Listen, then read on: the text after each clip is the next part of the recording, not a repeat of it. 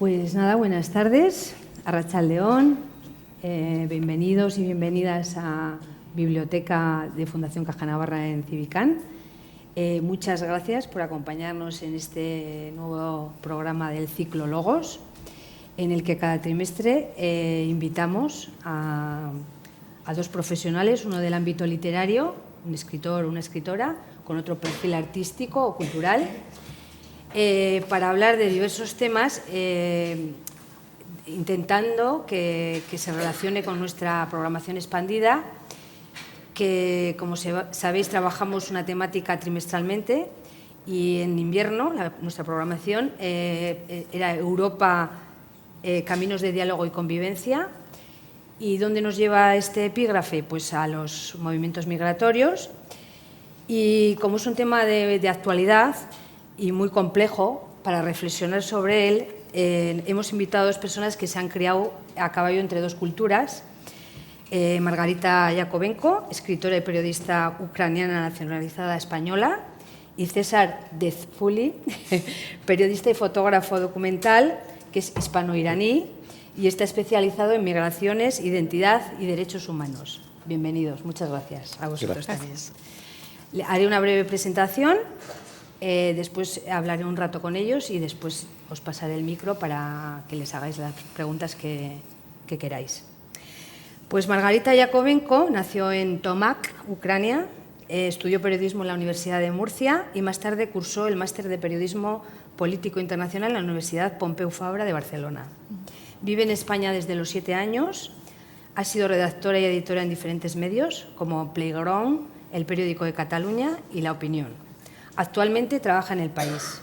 Sus primeros pasos literarios llegaron con la publicación del cuento No queda tanto, en la antología de cuadernos de Medusa, y en 2020 publica su novela Desencajada, que la tenemos aquí, donde habla del desarraigo, la migración, la familia, la soledad y el amor. A mi derecha está César Dezfuli, nacido, no lo digo bien, ¿verdad? Está perfecto. Es complicado, ¿eh? Nace en Madrid, estudia periodismo y comunicación audiovisual en la Universidad Rey Juan Carlos y posteriormente realiza un posgrado en fotoperiodismo en la Universidad Autónoma de Barcelona. Es autodidacta en fotografía y sus encargos y proyectos personales lo han llevado a documentar diversas realidades en todo el mundo, tales como la cobertura de las elecciones en Kenia o Ruanda, la documentación de familias que se han rebelado contra la política china del hijo único, y desde 2015 se ha centrado en la crisis migratoria en las fronteras europeas, con especial atención a la ruta migratoria del Mediterráneo central, y es así como nace en 2016 su proyecto más reconocido, Passengers, Pasajeros, donde retrata a los 118 migrantes rescatados de una patera frente a Libia. Un proyecto que ha sido considerado una de las obras fotográficas más importantes sobre inmigración en la actualidad. Colabora frecuentemente con periódicos y medios internacionales y ha recibido numerosos premios y becas, entre ellos el famoso World Press Photo. Sus trabajos han sido parte de exposiciones individuales o colectivas por todo el mundo. Pues nada, empezamos. En primer lugar, como sé que sois personas atravesadas directa o indirectamente por la inmigración, si tuvieseis que elegir un concepto, un término para definir la inmigración actual, ¿cuál sería y por qué?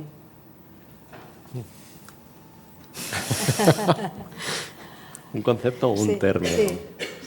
¿Y por qué? Complicada la pregunta. Sí. Ya lo siento. No era mi intención. O sea, sobre todo contemporánea, ¿no? Yo creo que la migración en la inmigración actual, sí. Pero la migración es cambiante, ¿no? O sea, la migración... Hay algo transversal a todos los movimientos migratorios históricos que une el proceso, ¿no? Que siempre es traumático y siempre arrastra un sentimiento de pérdida del lugar del que procedes. Pero hay cuestiones que cambian en cuanto al contexto internacional, ¿no? Y la migración contemporánea está afectada transversalmente por otra serie de problemáticas que son las que vivimos hoy. Entonces hay que entender que la migración es un proceso histórico que siempre ha ocurrido, pero la de hoy está atravesada por la contemporaneidad de ella, ¿no? Que son las problemáticas del mundo actual. No sé si ahí me escapo de tu pregunta de alguna manera. No te has mojado, ¿eh? No te has mojado. Yo creo que elegiría fronteras, sobre todo porque la inmigración lleva existiendo desde que nosotros existimos, pero nunca hemos tenido unas fronteras tan bien definidas como las que tenemos ahora. Nunca hemos tenido unas fronteras que separan tanto un país de otro. No hemos tenido estados, como lo que estamos viendo en Estados Unidos, estados policiales, en los que la frontera y la nación parece que está por encima de cualquier derecho humano. Hace quizá unos años te habría dicho pasaportes, ¿no? Porque los pasaportes también son un invento relativamente moderno y nuevo que existe desde hace solo 100 años. Antes de eso nos movíamos sin ningún tipo de papel por el mundo, pero claro, vienen las dos ideas muy relacionadas. Si tienes el papel, ese papel te puede abrir las puertas de una frontera o no, o no abrírtelas nunca. Fronteras, sí. Allí, en todos estos procesos migratorios, actualmente hay una deshumanización, ¿no?, del proceso. Y hay unas narrativas muy negativas, ¿no?, con términos muy anónimos, muy colectivos, ¿no?, o la migratoria, crisis migratoria. La pregunta es, ¿cómo se podría mejorar el relato sin caer ni en el paternalismo ni en el sensacionalismo, ¿no?, y sin usarlo como un instrumento político? ¿Y qué papel juega en ello también tanto la literatura como la fotografía o el periodismo? O sea, para mí la clave está en que tenemos que diversificar los discursos sobre migración. Durante las últimas décadas, todos los discursos en todos los ámbitos, ya sean periodísticos, políticos, sociales, literarios, fotográficos, han retratado una migración en concreta, que es la que viene de lugares del sur a lugares del norte y de unos perfiles socioeconómicos determinados. Y eso hace que socialmente, ahora mismo, cuando pensamos en migración, el único concepto migratorio, el único perfil migratorio en el que pensamos son esos perfiles determinados.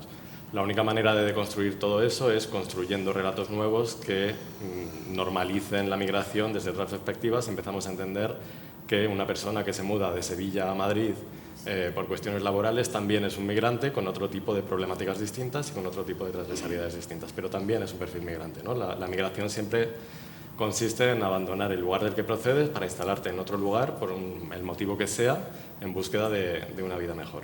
Si empezamos a construir relatos diversos sobre migración, vamos a conseguir aislar el relato único que se ha ido construyendo y empezar a cambiar la mentalidad de la gente. Ese es un proceso muy a largo plazo, pero creo que debe ser el camino a seguir. Yo creo que también tenemos un papel muy importante, tanto desde la literatura como desde el fotoperiodismo, como desde el periodismo también, que es acercar las realidades a la gente.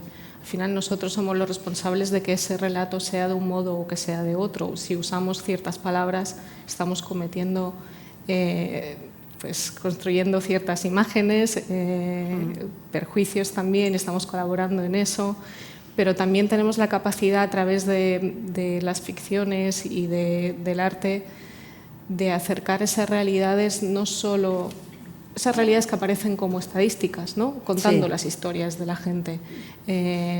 Cuando César se fue a cubrir el proyecto que tiene Passengers, que fotografiaste a la gente y le pusiste cara, ¿no?, esos números a esos que eran 118 pasajeros de la barca, pues evidentemente cuando tú ves a esa persona, lo que te despierta es quizá una empatía que no sentías cuando lo lees en una línea del periódico, ¿no?, porque le estás poniendo cara, hay una historia detrás. Si alguien te la cuenta, ya vas a encontrar unos puntos en común, unos nexos, vas a decir, pues a lo mejor esta persona está estudiando lo mismo que estudia mi hijo, o a lo mejor esta persona lo que quiere es jugar al fútbol como mi sobrino, ¿no? Y entonces, acercando esas realidades que, lo que te digo, nosotros somos los responsables, los que trabajamos en esos ámbitos, somos los responsables de acercarlas, conseguimos cambiar el discurso que muchas veces viene de partidos políticos, de tribunas, de lugares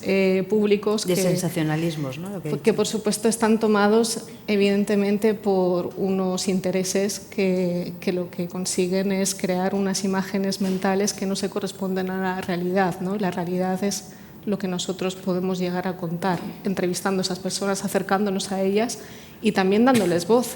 Ahora está surgiendo mucho la literatura de personas, no lo digo por desencajada, todos los relatos que han venido después, personas migrantes que han cogido su historia y la han contado. De ese modo la están presentando en primera persona y están haciendo que la gente al leerla consiga empatizar con esas historias.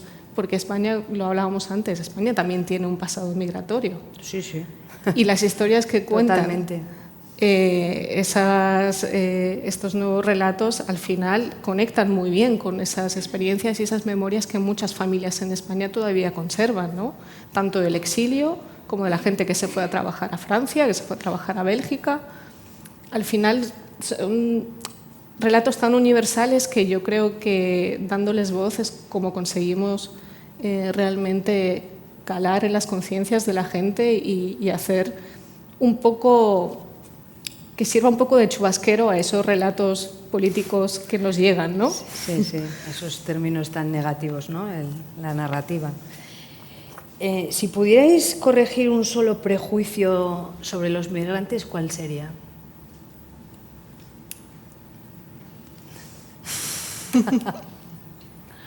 La criminalidad, ¿no? Yeah. O sea, los migrantes no son más criminales que cualquier otra persona del mundo, de hecho, porque son las mismas personas que se trasladan de un sitio a otro, pero no...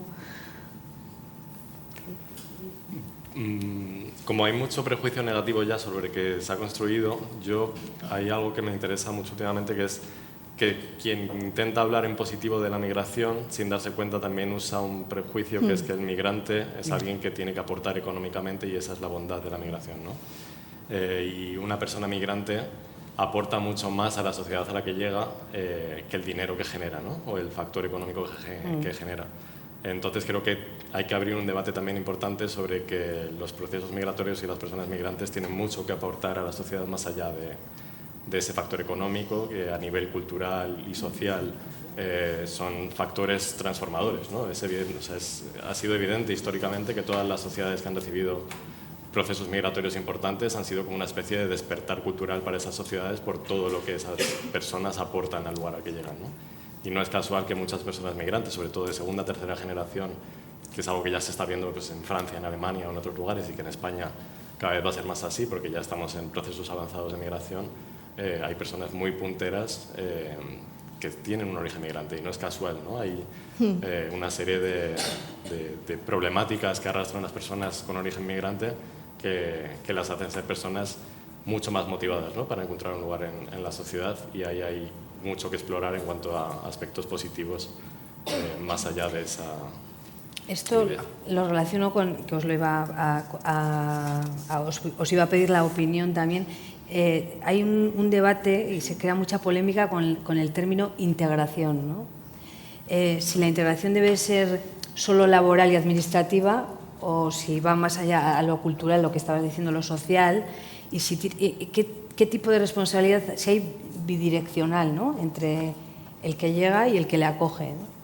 ¿Qué pensáis de esta? Hay mucho debate con el término de la integración. O sea, yo personalmente creo que sí que es importante que haya un proceso de integración. Sé que es un tema caliente y que hay sectores, sobre todo de la izquierda, que rehuyen mucho de la palabra integración.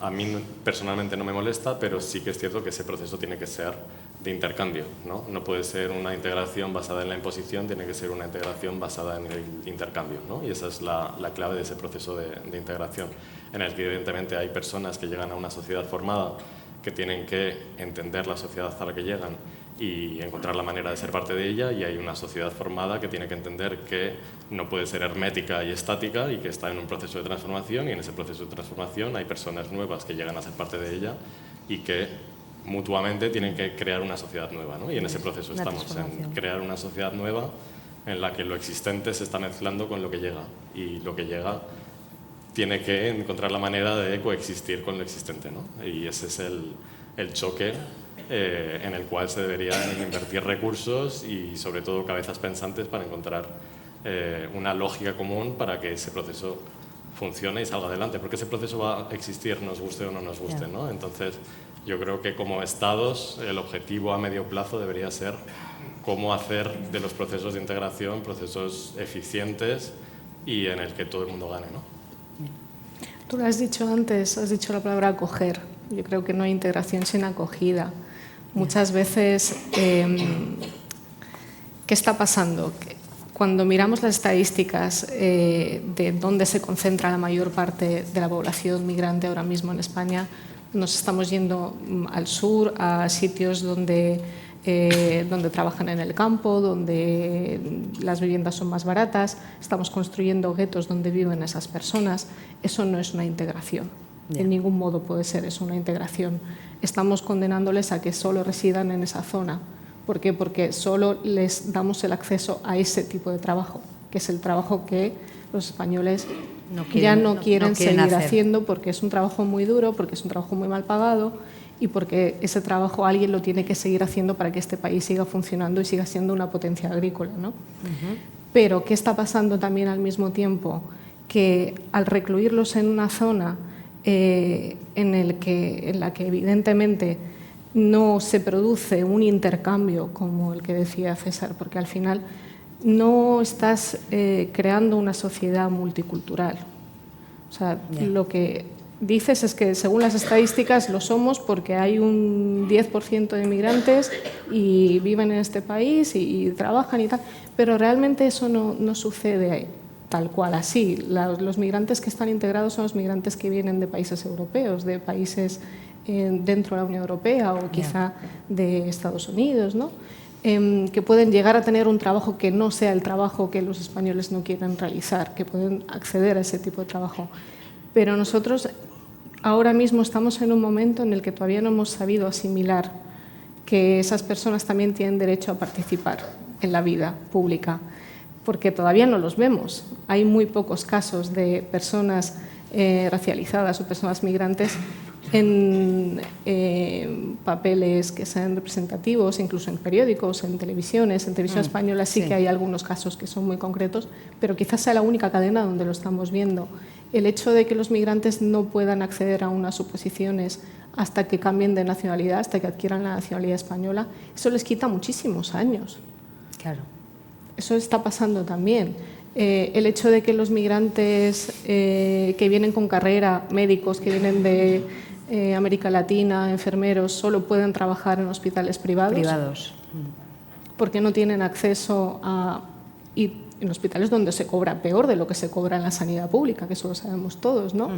Estamos también como haciendo esta doble clase social, ¿no? Están los migrantes y están los españoles, pero al final se mezclan, se llegan a mezclar de verdad, o sea, se llegan a integrar, se llega a acoger a esas personas, o simplemente los estamos como manteniendo en un nivel de vida que está bien, pero no es el nivel de vida que queremos para nosotros y para nuestros hijos, ¿no?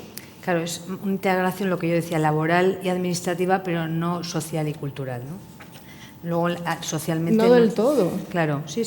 Yo lo que he visto, mi experiencia ha sido, crecí en un sitio donde la migración, principalmente en Murcia, es migración para trabajar en el campo, que es por lo que se quedó mi padre a trabajar en Murcia, porque trabajaba en el campo. ¿Qué es lo que ves cuando eres una niña migrante en un sitio así? Que tú en el colegio tienes, a lo mejor la mitad de tus compañeros son inmigrantes o hijos nacidos de inmigrantes, pero luego en el instituto esa estadística va bajando. Y luego en la universidad, ¿cuántos quedan? O sea, ¿cuál es el porcentaje real de niños inmigrantes o hijos de inmigrantes a la universidad? ¿Y cuál es el porcentaje real luego en las oficinas, en las redacciones, en sitios de trabajadores de cuello blanco, que lo llamarían en Estados Unidos, ¿no? O sea, ¿cuál es? ¿Dónde queda toda esa gente? Esa gente se queda por el camino. Una reflexión. Cuenta el escritor Kallifátides, que os lo recomiendo. Él era inmigrante, nació en Grecia y muy joven se fue a Suecia, y hace poco han empezado a traducir su obra al castellano, o sea que se puede leer.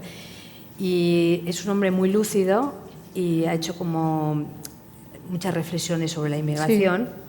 Sí. Dice que cuando llegó a Suecia se sentía como un conejo despellejado, porque mi piel la constituía todo lo que había abandonado en Grecia.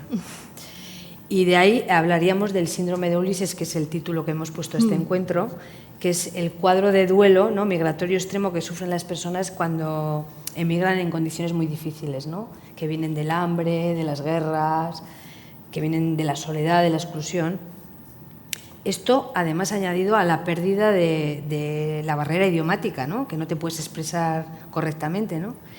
Entonces, vosotros, bueno, es evidente que hay un duelo. ¿Creéis que ese duelo se llega a superar o que se camufla un poco según la persona?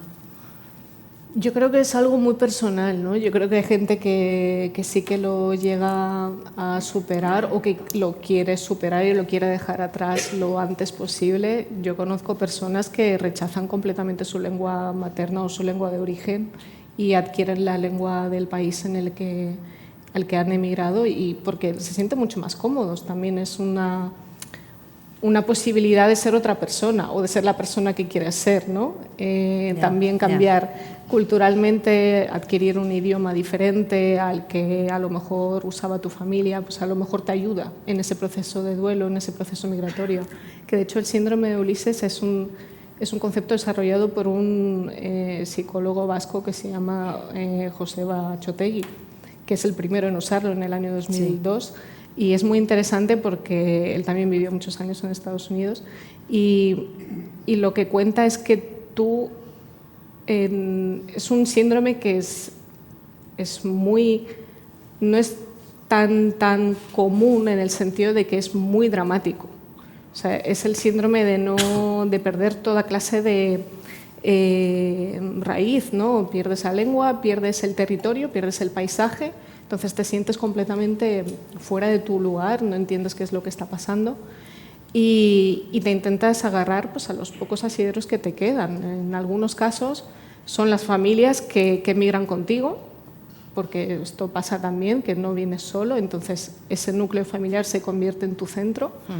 Y en otros casos es adquirir el lugar al que has ido, adquirirlo como algo propio, ¿no? Y intentar mimetizarte lo máximo posible, ser un camaleón, ¿no? Sí. Cambiar completamente de mentalidad, ver lo que es lo común aquí e intentar hacer lo mismo y comportarte del mismo modo. Si me preguntas cómo lo interpreto yo he estado dándole vueltas muchos años a esto, sobre todo porque el tema de la identidad me parece, en el caso de los extranjeros y en el caso de los migrantes, me parece un tema muy interesante, porque es una identidad doble en muchos casos. Claro. Y en mi caso yo prefiero seguir siendo extranjera el resto de mi vida, a pesar de tener una nacionalidad, a pesar de que yo sé perfectamente cuál es mi país de origen y me identifico con él, a pesar de tener un pasaporte español. Creo que el papel de ser extranjera me da una visión desde los márgenes de los dos países para entenderlos mejor. Creo que me puedo alejarlo bastante de ambos, como para quererlos y criticarlos al mismo tiempo. Sí, sí. Interesante. Yo creo que no se supera. No se supera. Incluso aquellas personas que intentan como camuflarse y huir hacia adelante, en realidad en ese proceso de huida seguramente hay como muchas capas de trauma que en el fondo esconden ese trauma que arrastran, ¿no? Y hay investigaciones hechas psicológicas de cómo además ese trauma no solo afecta a la persona migrante, sino que es generacional y que a las personas descendientes de migrantes en los lugares de llegada siguen arrastrando un trauma de no pertenencia y de doble identidad y de no llegar a entender de dónde son, ¿no? Entonces yo creo que sí, que es algo que se arrastra durante generaciones, pero evidentemente las personas que lo sufren, y especialmente aquellas que migran de determinadas maneras, el trauma es mucho mayor. Claro, no es lo mismo una persona que se sube a un avión y que llega y tiene un proceso migratorio más cómodo y fácil dentro de lo que se supone que son los procesos migratorios, que todos son traumáticos, independientemente, incluso para personas que se suben a un avión y cambian de lugar también hay un trauma, pero para, evidentemente, una persona que hace un recorrido por tierra y por mar y en ese recorrido tiene que enfrentarse a abusos de diferente tipo, sumados a el motivo por el que salen de sus países, que también puede ser potencialmente traumático, más el trauma de la acogida, ¿no? Que ya no solo es problemático todo el proceso del movimiento migratorio, sino lo que supone, especialmente en Europa, la lucha burocrática de las personas migrantes para intentar ser parte de la nueva sociedad a la que han llegado, son como trauma tras trauma tras trauma, que evidentemente una vida no es suficiente para superarlo. Bueno, os voy a... Ah, mira, ahí quieren preguntar. Espera, que te van a dejar un micro para que se oiga.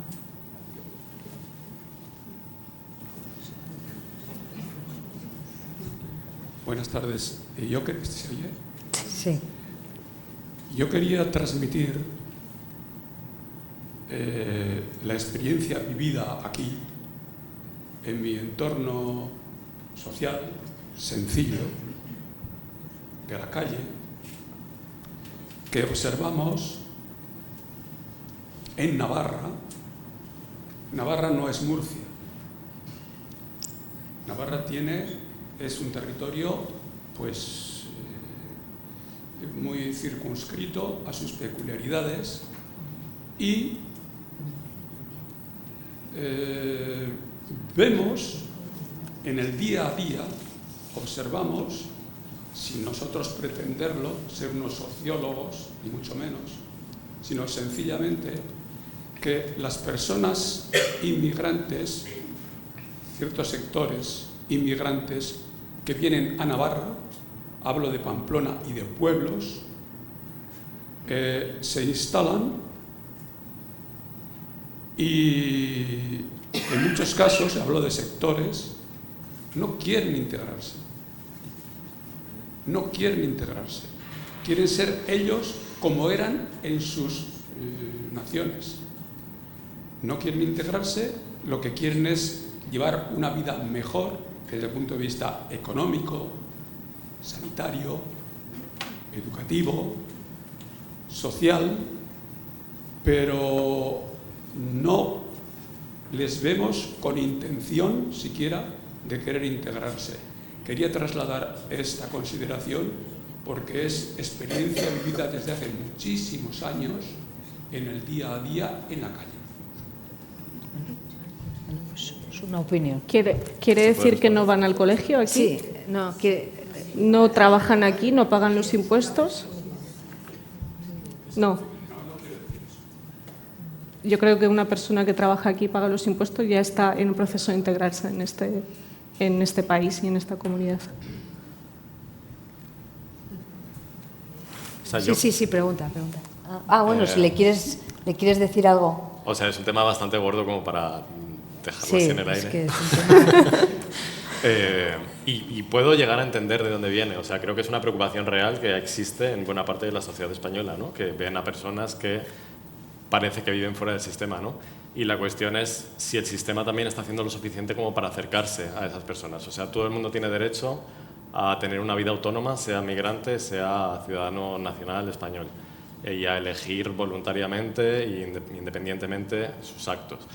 La cuestión... En Navarra las instituciones, lo que yo veo, repito, y mi entorno, es que en cuanto van a las instituciones, esas personas que no quieren integrarse están abiertas a cualquier tipo de consideración para ayudarlas. Esa es nuestra experiencia y vivencia del día a día. A mí. Lo entiendo, o sea, yo creo que hace falta como un poco de empatía y entender que los procesos migratorios además son largos, ¿no? Y que seguramente los hijos de esas personas, cuando vayan al colegio y a la escuela y se junten con otras personas de su barrio, seguramente activen procesos de integración en sus propios padres que serán muy interesantes a medio plazo, ¿no? Y la cuestión en España es que es cierto que ciertos perfiles migrantes racializados, que son más evidentemente migrantes que otros, porque España no estaba tan acostumbrada a perfiles migratorios como lo podía ser Francia o otros lugares de Europa, pues se crea como una evidencia mayor de que esas personas existen, y el hecho de que sean personas racializadas las hacen más objetivo de nuestras miradas, ¿no?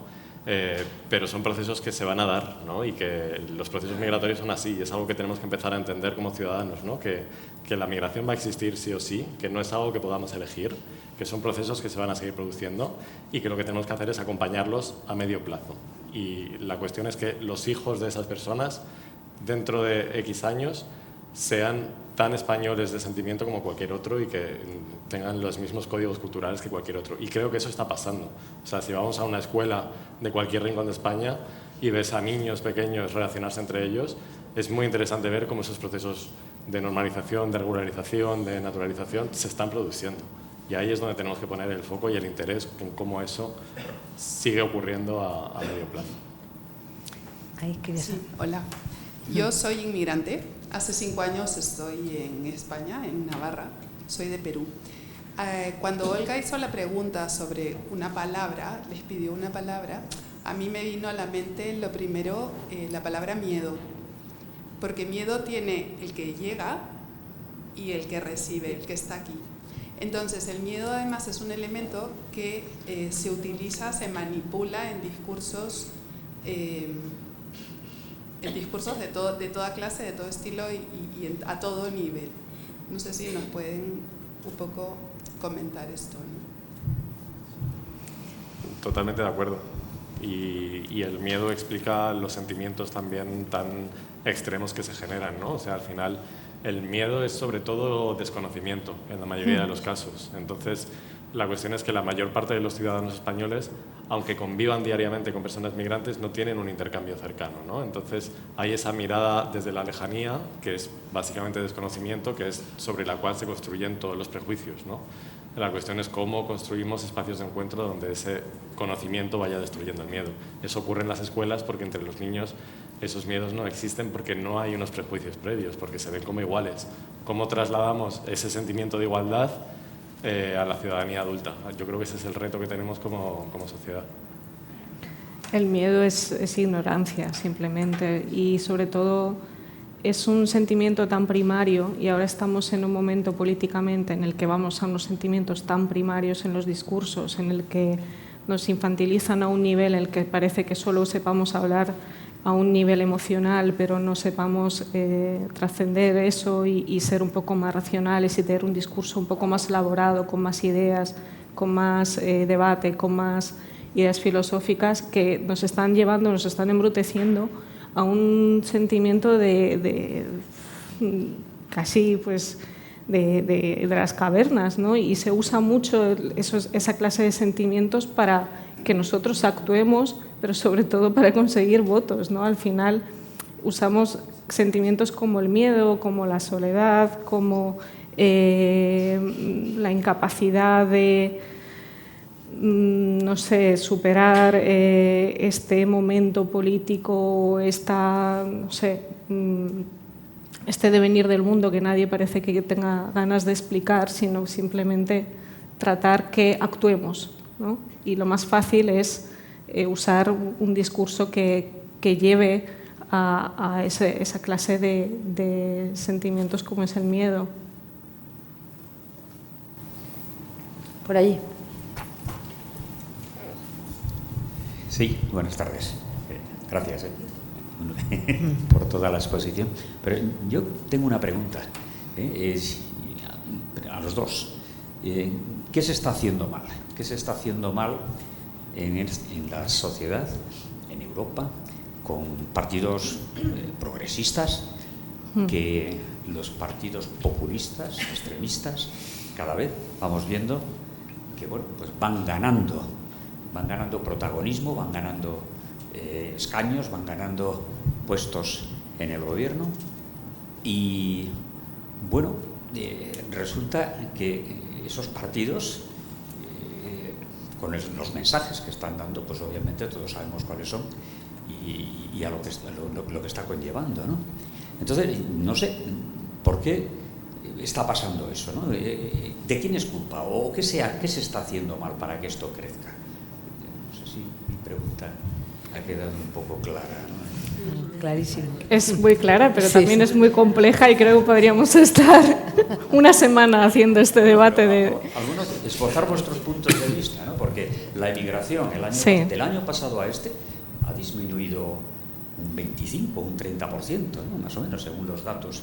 Bueno, creo datos fiables, vamos, datos de periódicos, no las fake news que suelen andar por ahí. Luego, bueno, también hemos tenido como unos años donde ha habido mucha llegada de refugiados, concretamente pues, de Ucrania y de otros países, que evidentemente ahora ya no estamos en ese proceso migratorio, pero también es más complicado llegar. Creo que se han endurecido bastante los mecanismos migratorios como para que haya los mismos números que hace unos años.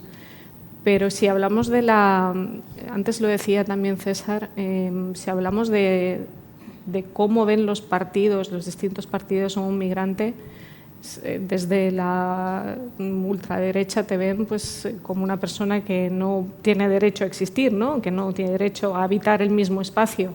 Pero es verdad que desde los partidos progresistas se ha usado mucho este discurso de que tú eres útil, en algún sentido de que van a sacar algún beneficio de tu existencia, ¿no? De que tú estás aquí como para, no porque tengas derecho simplemente a vivir donde te dé la gana, que es lo que sería lo ideal, ¿no? Que cada persona pudiera elegir dónde quiere vivir y sin que eso suponga ningún tipo de problema para los demás, pero sino que tenemos que dejarte para que sigas trabajando, para que sigas contribuyendo a las arcas del Estado, para que sigas manteniendo las pensiones, porque es que además los migrantes tienen más hijos y este país hay que seguir manteniéndolo. Cuando los datos demuestran que las familias migrantes, cuando llevan un tiempo asentadas en España, reducen su natalidad también, porque se adaptan a este país y se integran en este país y descubren que aquí la natalidad no es...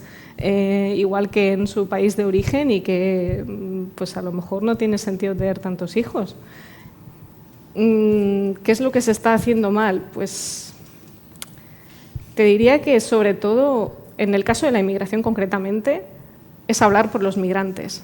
La mayor parte de estos discursos políticos no tienen en cuenta a los migrantes porque en los partidos no hay personas migrantes que puedan hacer que este discurso tenga algún tipo de sentido, ¿no? Porque por los migrantes habla todo el mundo menos ellos. No digo en este momento porque yo ahora estoy hablando por mí y porque tengo esa capacidad y tengo esa suerte, pero no todo el mundo tiene el derecho a usar su voz y a expresar cómo se siente.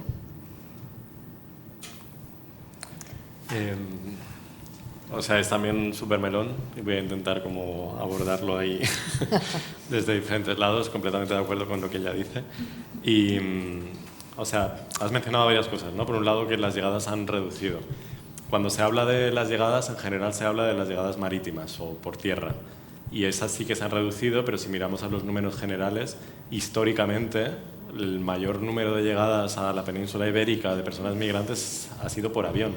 Y son cifras que apenas se consideran cuando hablamos de procesos migratorios, ¿no? Los grandes procesos migratorios que se producen hacia España vienen históricamente desde América Latina y tiene que ver con una cercanía cultural evidente y con facilidades también en cuestiones de documentación.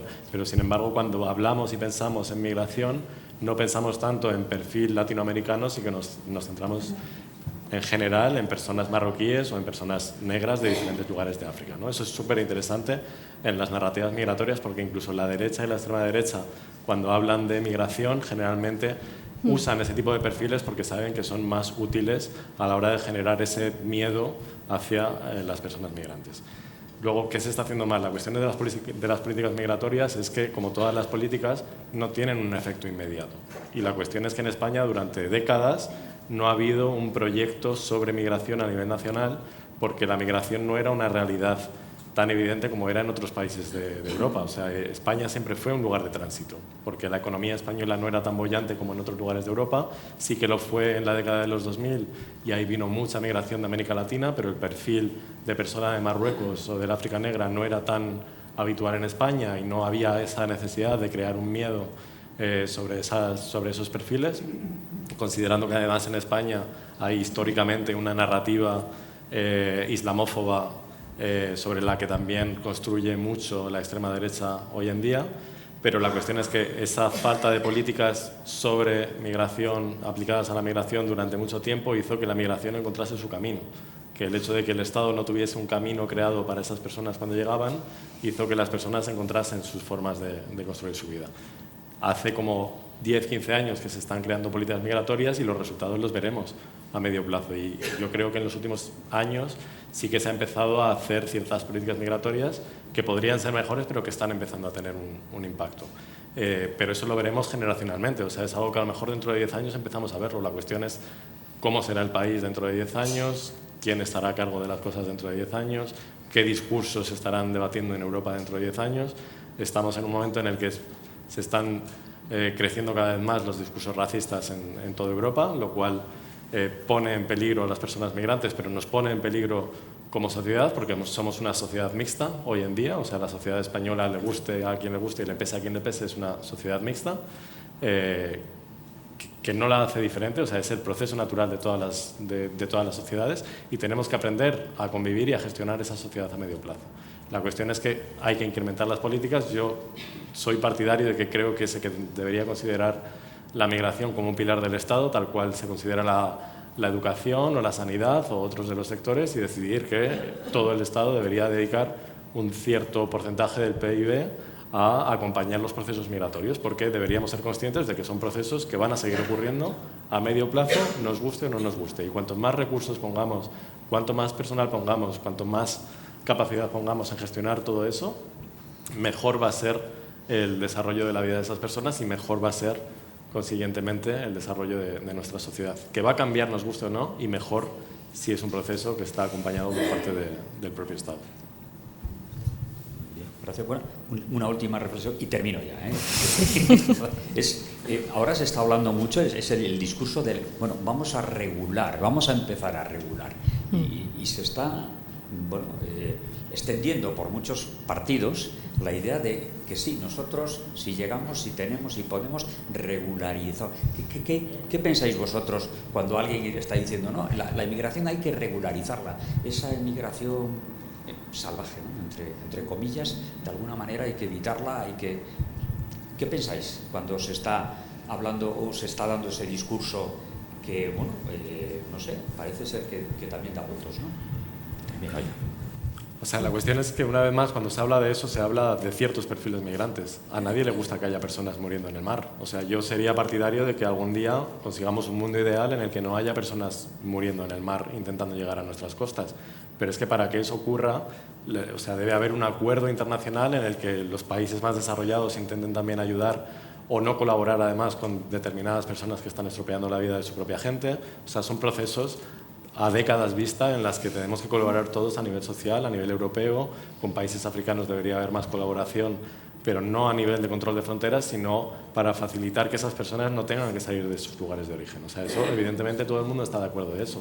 La cuestión es que no podemos dar respuestas fáciles, ¿no? Y lo que están haciendo determinados grupos políticos es dar respuestas fáciles a lo que las personas quieren oír hoy.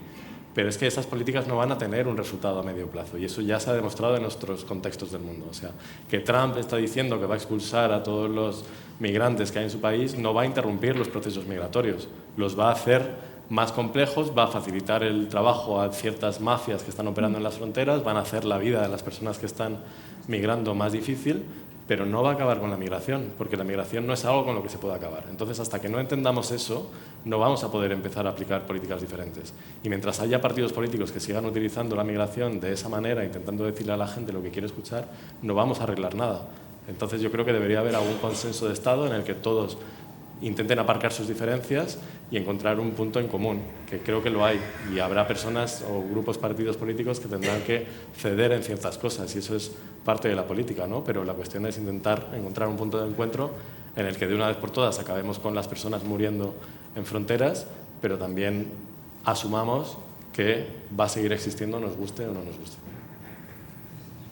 El lenguaje es muy poderoso, es una de las herramientas más poderosas que existen. Cuando dicen vamos a regularizar, lo que quieren decir es vamos a filtrar, vamos a ver quién entra y vamos a ver quién no entra, vamos a decir quién es mejor y quién es peor, es decir, vamos a establecer una escala en la que vamos a elegir al mejor candidato a ser migrante en España.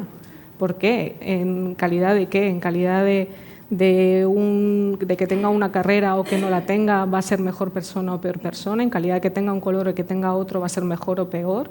Como potencial ciudadano español. Eso es lo que en realidad quieren decir cuando usan esa clase de palabras, es vamos a elegir a los mejores, ¿no? ¿Pero qué quiere decir eso? No tiene, para mí no tiene ningún sentido más allá de que es un uso del idioma que lo que pretende es ocultar la realidad, que es que no queremos que entren todos los que están entrando ahora mismo, simplemente. Bueno, decías que había bajado la inmigración y he leído los últimos datos que no es verdad. O sea, han bajado, lo que decías tú, lo que viene a través del mar, que las rutas más peligrosas como las que es por Canarias y la que viene de Libia, eso claro, la gente como es tan peligroso lo han cortado, pero la que es a través de la propia España, ¿no? Estamos en las mismas cifras, incluso por Baleares ha aumentado, o sea que no es verdad que haya bajado, ¿eh?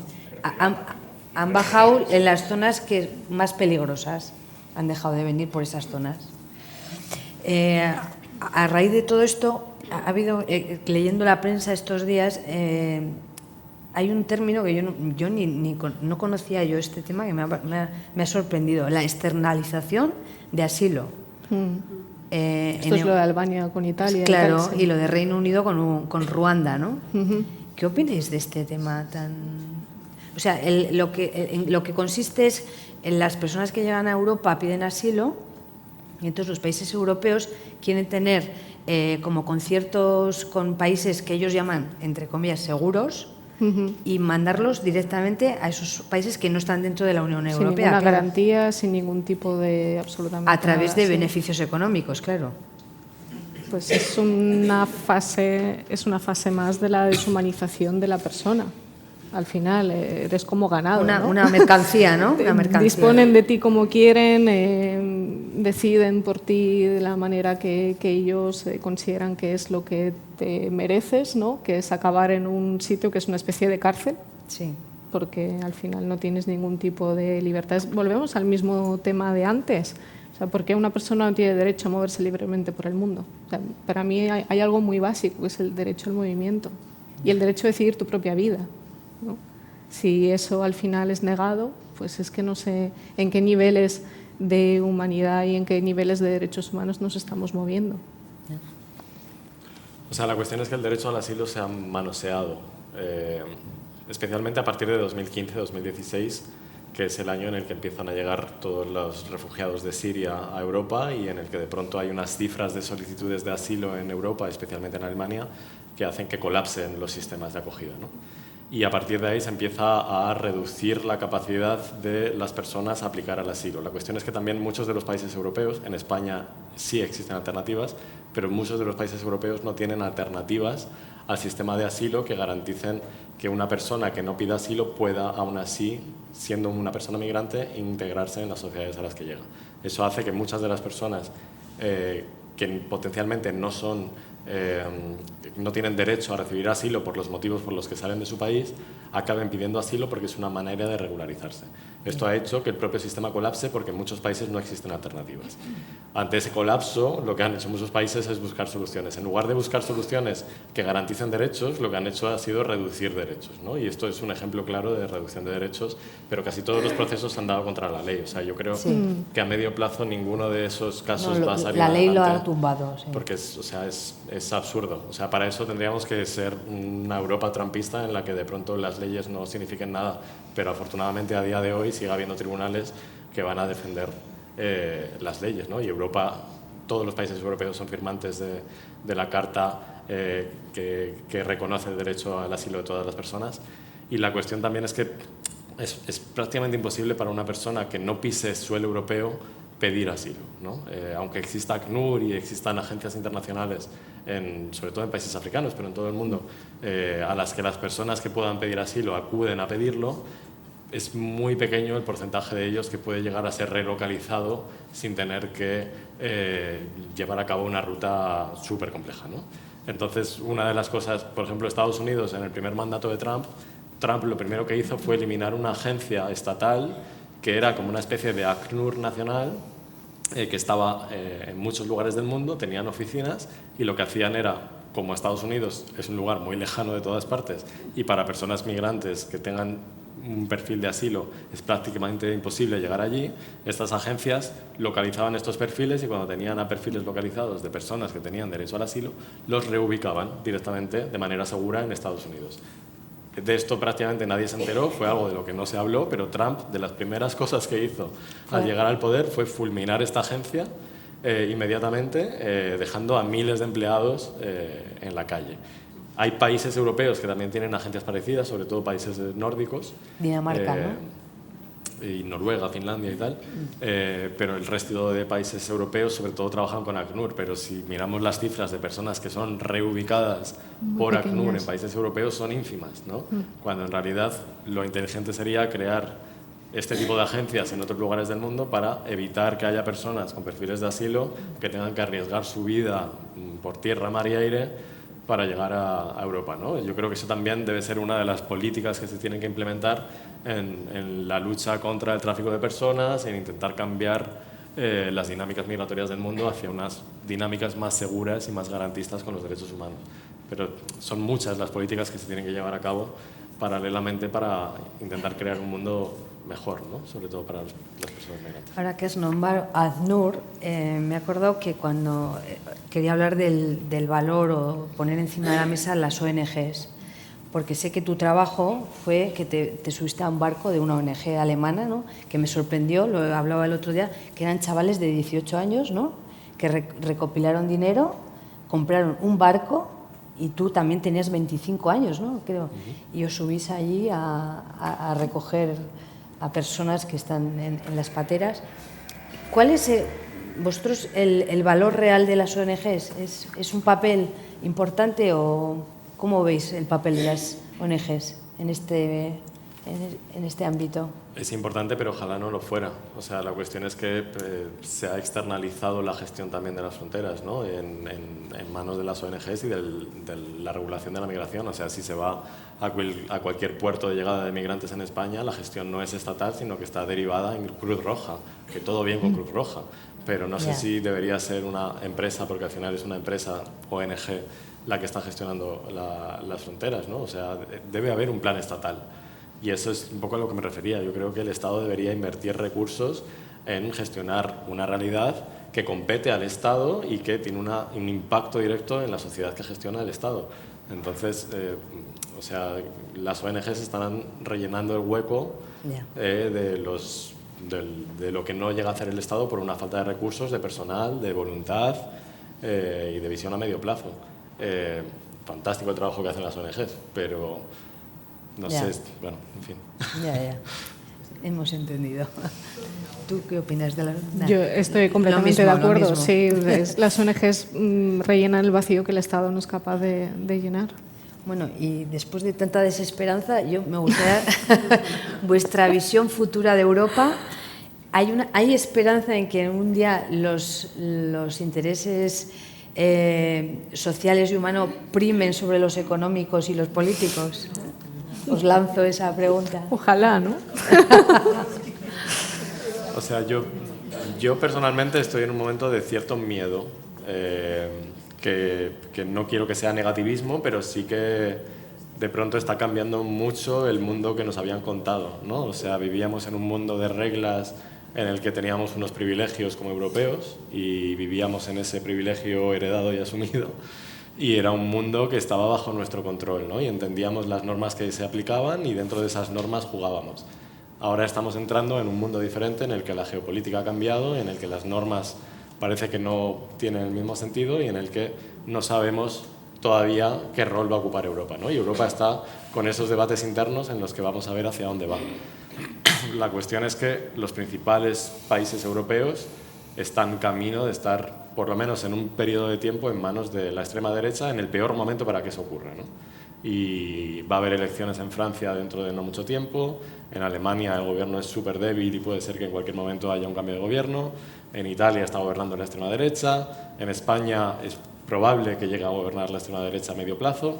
Y si de pronto estamos en un contexto europeo en el que haya 5 potencias europeas que tengan un gobierno de extrema derecha paralelamente, puede ser que todas ellas hagan que todo ese orden institucional y legislativo construido durante muchos años caiga de repente, ¿no? Ese es el miedo que yo tengo. A la vez, creo que lo que se ha construido en Europa se ha construido durante tanto tiempo, tan despacio, tan a fuego lento, que va a haber resistencias, ¿no?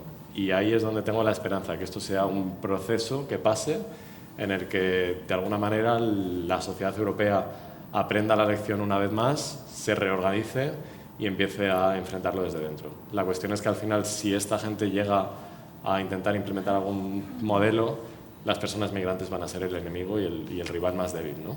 Y habrá personas, sobre todo blancas europeas, con ciertos derechos que a lo mejor no sientan de una manera tan fuerte el impacto. La cuestión es qué impacto van a sufrir las personas migrantes racializadas en esa Europa que pueda llegar a formarse, aunque sea durante un periodo de transición. Pero yo creo que si conseguimos salvar todo esto, yo creo que Europa lo que tiene que hacer es volver a ese sentido común de que los derechos humanos son el estandarte que lo diferencia de otros lugares del mundo, ¿no? Y ahí el derecho de las personas migrantes, como otros tipos de derechos que se han defendido durante estas décadas en Europa, son importantes, y ahí es donde podemos volver a tener un rol dominante en el mundo, sobre todo a la hora de exportar. Económicamente no, porque es evidente que el mundo ya está en otra, ¿no? Y que Europa no va a volver a ser una potencia económica dominante, pero por lo menos que lo sea a nivel de derechos humanos, ¿no? Y de ideologías y de algo que pueda servir de ejemplo para otros lugares del mundo que lo puedan aplicar en esos países que se están desarrollando y transformando y yendo hacia otros lugares. Yo es que creo que la ausencia de reglas, el momento en el que estamos, que parece que hay gente que puede hacer lo que le dé la gana porque las reglas ya no existen, eso te lleva a una desconfianza, a una incertidumbre. La desconfianza te lleva a una especie de miedo, el miedo te lleva al individualismo. Del individualismo pasamos a la ausencia de empatía, y la ausencia de empatía es el estado más peligroso en el que podemos caer en este momento, porque la ausencia de empatía es reducirnos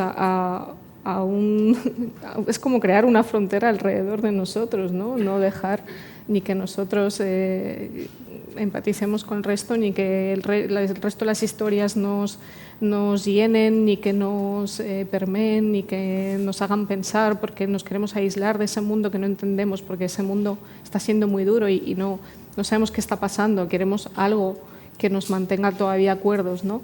Pero al mismo tiempo pienso que se le doy muchas vueltas de cómo hemos llegado a este momento. O sea, al final, cuando hablamos de cordones sanitarios y cuando hablamos de no es que no podemos convocar elecciones porque va a ganar la ultraderecha, ¿por qué? ¿No? O sea, no olvidemos que si salimos a la calle y decimos que va a ganar la ultraderecha, queremos decir que la mitad de las personas con las que nos vamos a cruzar son personas que a lo mejor les gustaría echarme de este país, ¿no? Yo muchas veces salgo a la calle y lo pienso, digo, ¿querrá quitarme el pasaporte? ¿No? Pero ¿por qué estamos en ese momento? ¿Qué es lo que ha fallado? Que es también la pregunta que hacía antes. ¿Por qué? ¿No? ¿Qué es lo que hemos hecho mal? ¿Cómo podemos revertir lo que hemos hecho mal? ¿No? Porque al final tampoco podemos impedir, ¿no?, que se expresen ciertas ideas, pero ¿cómo se ha llegado a esas ideas?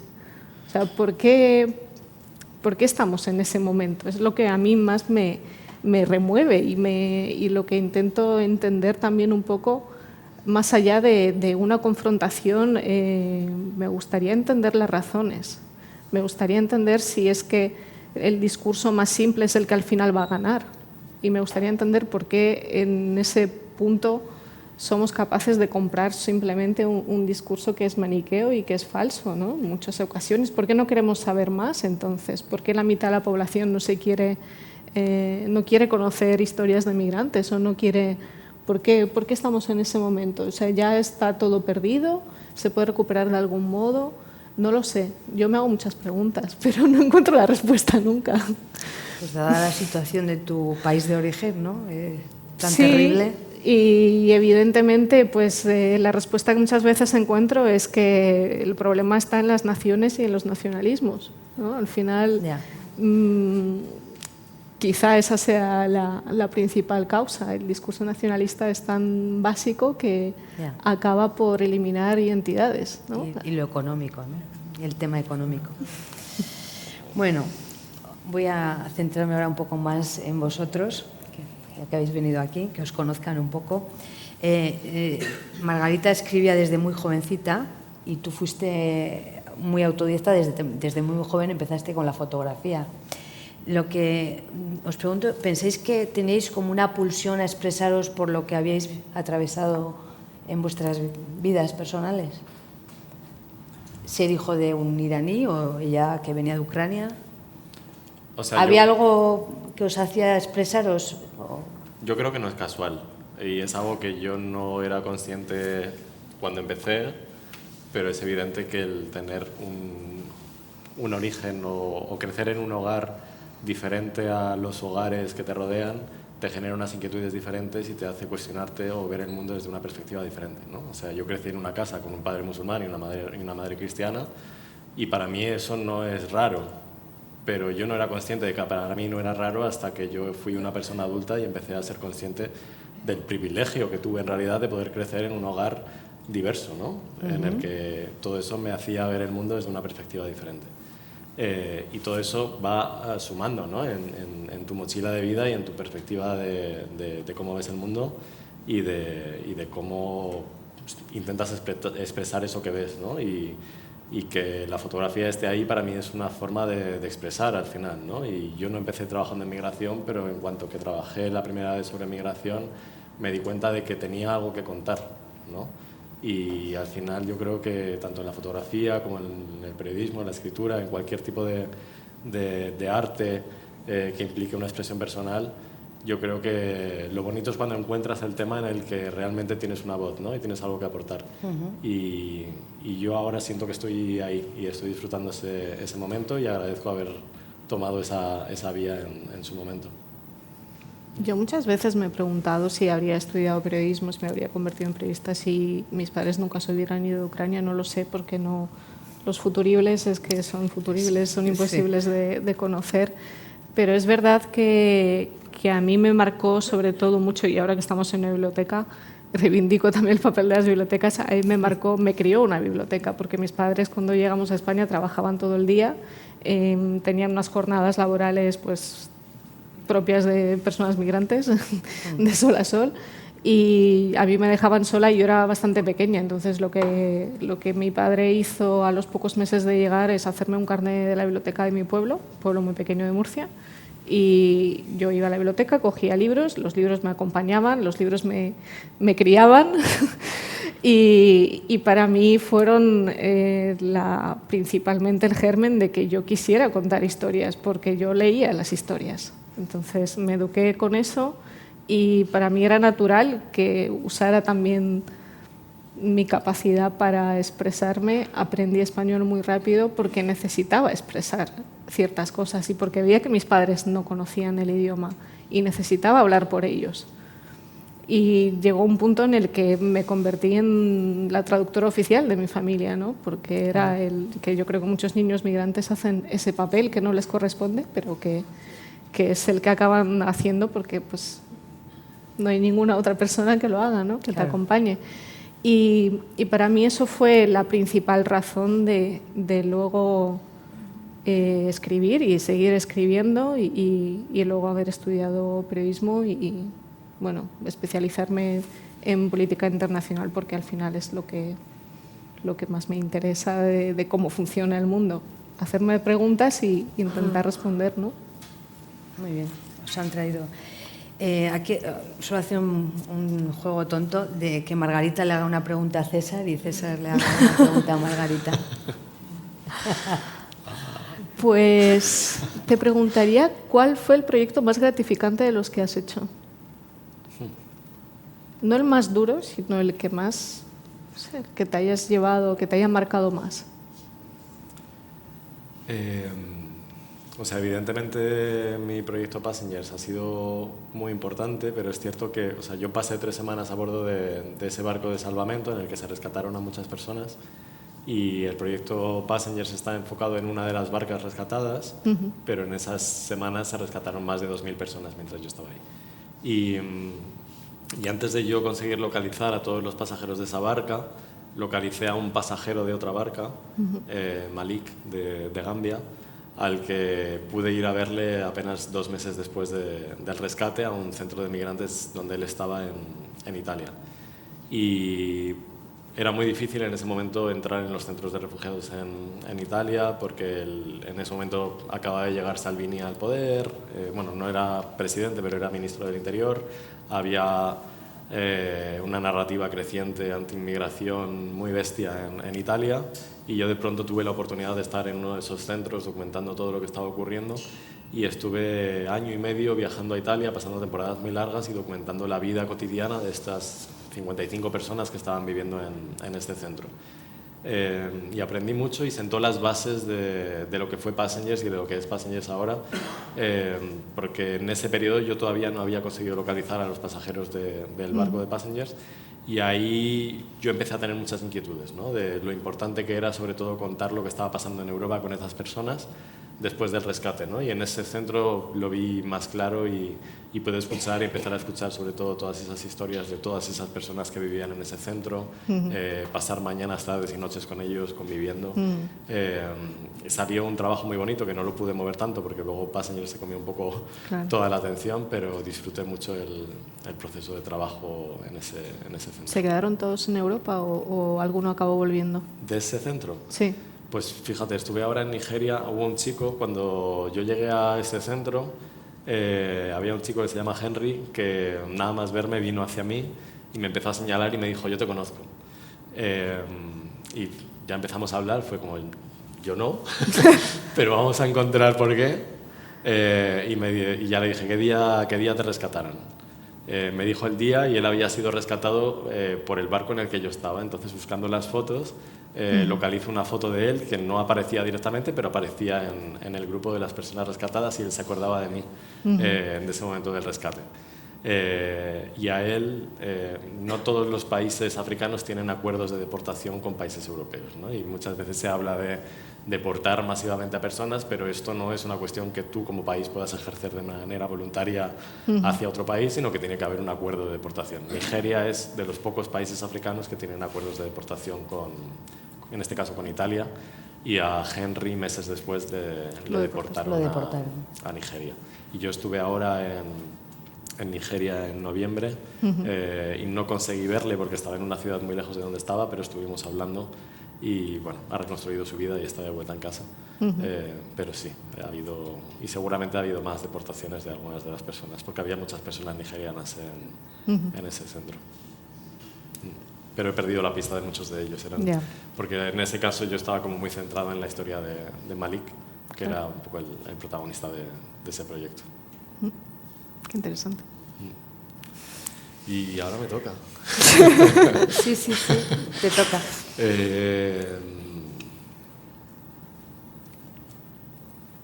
O sea, creo que te tengo que preguntar algo sobre cómo documentarías, o sea, algo sobre Ucrania. Y tus libros están como muy, muy enfocados en esa trayectoria personal y familiar, ¿no? Aunque tú has crecido aquí, pero se mantiene ese vínculo muy fuerte, ¿no?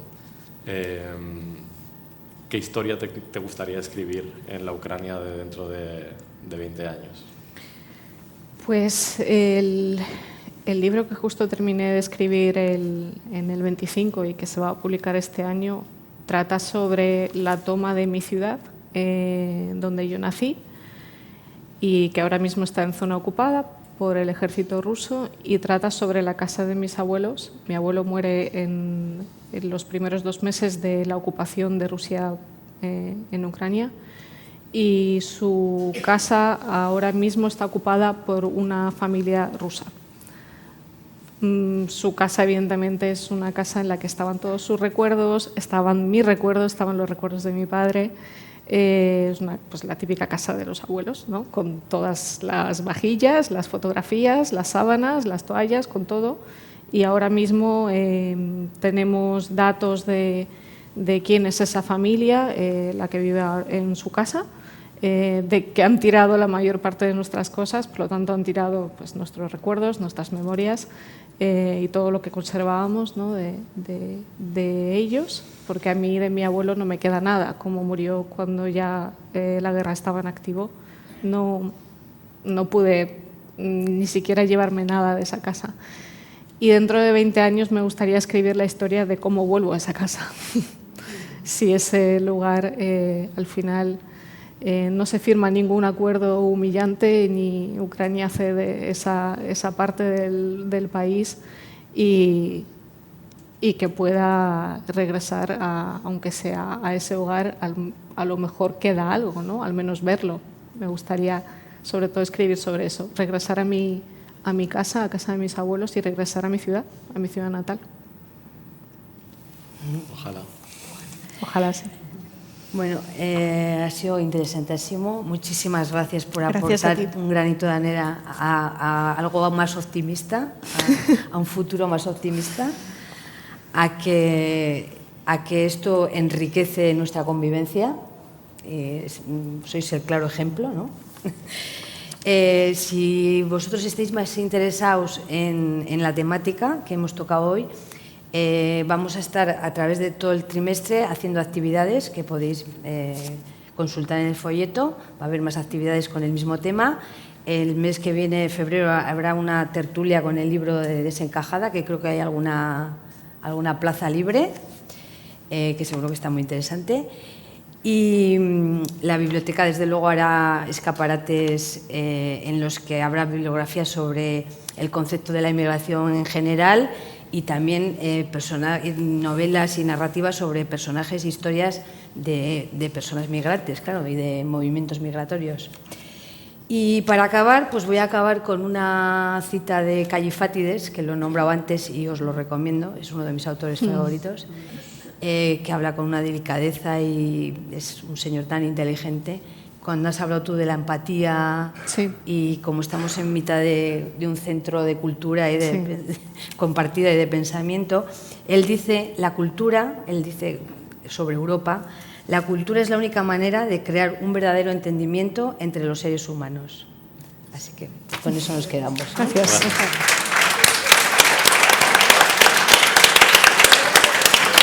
¿Puedo decir algo?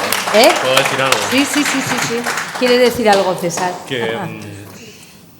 Deciros que intentéis que el miedo no crezca dentro de vosotros, que hay formas y que cuando alguien intente alimentar ese miedo, seguro que todos conocéis a alguna persona migrante en algún aspecto de vuestra cotidianidad y que a lo mejor tiene un nombre, ¿no? Cuando intenten alimentar ese miedo, pensar en esa persona y pensar que cuando se habla de migrantes son personas como esa persona de referencia que todos tengáis cerca.